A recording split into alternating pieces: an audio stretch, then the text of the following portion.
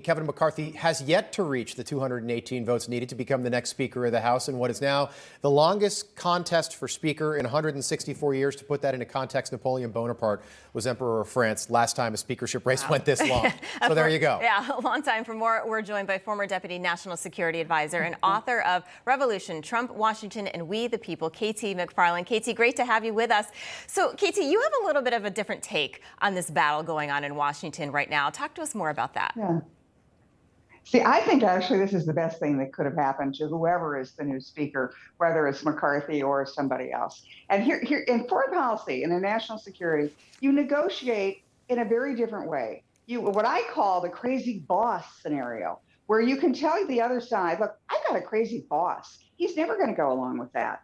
And Kissinger used it during the negotiations to end the Vietnam War.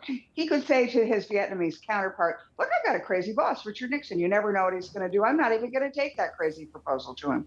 We use it during the Trump administration, where we would say to our counterparts in other countries, look, Trump isn't going to, he's crazy. He's never going to go along with that. So I think what's happened now that the Republicans didn't win the supermajority that they hoped is that they're now the main adversary for the Speaker of the House is no longer the president. It's no longer the Senate Majority Leader. It's now the Senate Minority Leader, Mitch McConnell, who will come to the Republicans in the House and say, look, we've got to keep government going. You've got to vote for that increase in the debt ceiling, or you've got to vote for this Lollapalooza spending thing, because, after all, government has to keep going.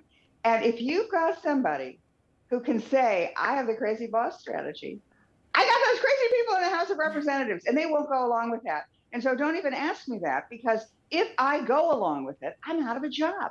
So one of the criticisms of McCarthy is that he doesn't have the spine, right? He's not a tough guy. He doesn't have the backbone. He doesn't need a backbone now. His back is up against the wall by those conservatives in the House. So I think they've given him an enormous amount of negotiating leverage, not with the president, not with the Senate Majority Leader, but with the Senate Minority Leader, the other Republican, to say, enough, we're not going to spend money that we don't have on stuff we don't need.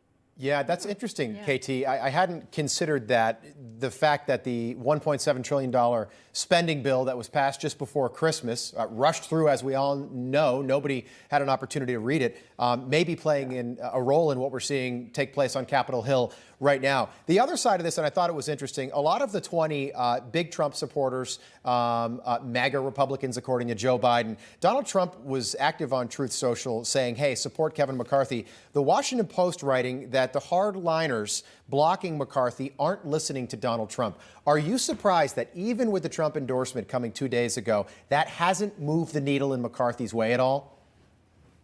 I think that the, quote, hardliners that are holding out on McCarthy, they're doing it, I don't think, out of spite or out of anger or out of craziness. I think they're doing it out of principle.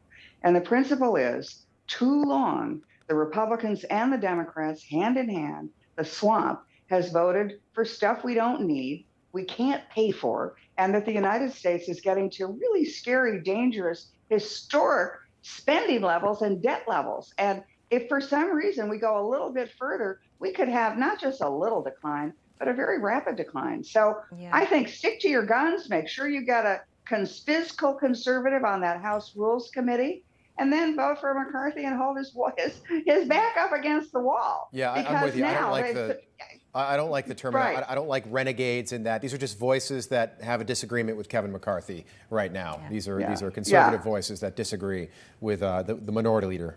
Katie McFarland, thanks so much for being with us. Great to see you. Thank you so much. Great pleasure. Thank you both. No crooked establishment. None of that twisting the truth. No talking down to me. Don't tell me how to think. Don't tell me how to think. Don't tell me how to think. I trust Newsmax. Newsmax. They don't tell me how to think. They let me decide. Newsmax. Real news for real people.